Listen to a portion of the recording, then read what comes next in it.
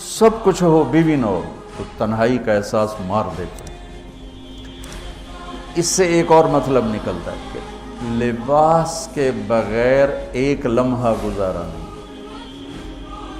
سارا دن پانی نہیں پیتے ہیں نا، اب میں بیان میں پانی پی رہا ہوں، کیونکہ 16 گھنٹے تو گزارے ہیں نا، پانی نہیں پیا، کھانا نہیں کھایا، 16 سیکنڈ لباس کے بغیر گزار سکتے ہیں؟ بولو۔ کوئی بھی کمرے میں نہ ہو، تم تنہا ہو، تم کپڑے اتارو تو تم اپنے آپ کو عجیب فیل کرو گے، تم خود اپنے آپ کو چادر میں چھپانے کی کوشش کرو گے۔ لباس ایک ایسی زبردست ضرورت ہے بلا دلیل کہ تم تنہا کمرے میں بھی کپڑے اتارو تو تم اپنے آپ کو عجیب سا محسوس کرتے ہو۔ اس سے پتہ چلا کہ بیوی کے بغیر کوئی زندگی نہیں ہے اور خامد کے بغیر عورت کی کوئی زندگی نہیں ہے۔ یہ ہمارا بدبخت معاشرہ ہندی کہ کسی بچی کو طلاق ہو جائے وہ گل سڑ کے مر جاتی، اس کی شادی نہیں ہوتی۔ کوئی جوان بچی بیوہ ہو جائے وہ سسک کے مر جاتی، اس کی شادی نہیں ہوتی۔ کوئی 40-50 سال کا ہو جائے مرد، اس کی بیوی مر جائے، کوئی اس کو لڑکی دینے کے لیے تیار کوئی نہیں۔ اور لباس کا لفظ بتاتا ہے کہ شادی کے بغیر انسان ننگا ہے، اور ننگے انسان کا کوئی کہیں بھی گزارا نہیں ہے۔ لفظ لباس بتاتا ہے کہ ہم اس چیز کو رواج دیں کہ شادیاں ہوں، بیوہ کی شادی ہو، مطلقہ کی شادی ہو، کوئی کس کی بیوی مر جاتی ہے۔ حضرت ابن مسعود کا فرمان ہے اگر میری موت میں 10 دن باقی ہوں تو بھی میں شادی کر لوں گا اگر میری بیوی مر جاتی۔ ابو ہریرہ کہتے ہیں اگر میری زندگی میں 7 دن باقی ہوں اور میری بیوی مر جائے تو میں 1 ہفتہ بھی شادی کے بغیر نہیں رہوں گا، میں شادی کر لوں گا۔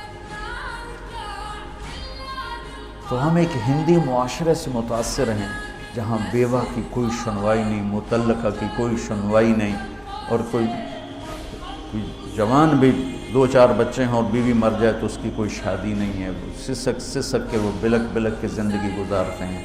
ہم لوگ اس کو رواج ہے۔ لباس، لفظ لباس بتا رہا ہے کہ جیسے لباس کے بغیر ایک لمحہ آدمی چین سے نہیں بیٹھ سکتا، ایسے ہی اس رشتے کے بغیر زندگی میں کوئی خوبصورتی نہیں، کوئی حسن نہیں۔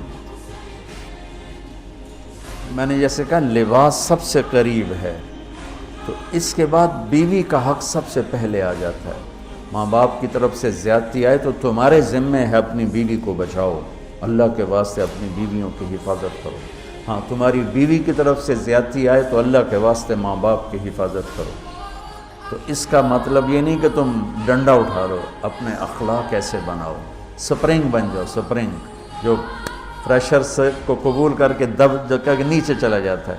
نیچے جانے میں جڑ جانے کا نظام چھپا ہوا ہے کہ جھک جاؤ، ماں باپ ناراض ہو ان کے پاؤں پکڑ لو، بیوی ناراض ہو اس کے پاؤں پکڑ لو۔ ذلت میں عزت چھپی ہوئی ہے، ساری زندگی کا تجربہ بتا رہا ہوں۔ ذلت، اللہ کی رضا کے لیے ذلت اٹھانے میں عزت چھپی ہوئی ہے۔ ہن لباس لکم، کتنا ہی مجھے غصہ چڑھا ہو میں اپنے کپڑے پھاڑوں گا، مجھے غصہ آ گیا میں نے اپنے کرتے پھاڑنے میں، کسی یہ پاگل تو کرے گا، سمجھدار دوئے دا کرتا پاڑے گا، اپنا نہیں پاڑے گا۔